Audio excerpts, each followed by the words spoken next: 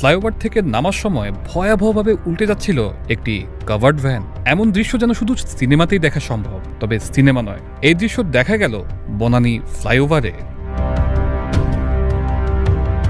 গাড়ির ড্যাশক্যামের ভিডিওতে দেখা যায় একটি কাভার্ড ভ্যান ফ্লাইওভার থেকে নামার সময় হঠাৎ নিয়ন্ত্রণ হারিয়ে ভয়ঙ্করভাবে উল্টে যাওয়ার মতো অবস্থা হয়।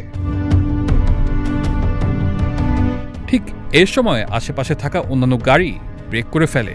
ভিডিওতে দেখা যায় কাভার্ড ভ্যানটি উল্টে যাওয়া থেকে ভাগ্যক্রমে রক্ষা পায় এবং এর পর মুহূর্তেই কয়েকবার লাফিয়ে পড়ে অবশেষে চালক তার গাড়ির নিয়ন্ত্রণ পায়। ভিডিও অনুসারে ভ্যানটি যদি উল্টে পড়তো তাহলে ভয়াবহ যে এক বিপদ হতো তা কিন্তু বলাই যায়। তানজিলুর রহমান তুষার, বৈশাখী সংবাদ, ঢাকা।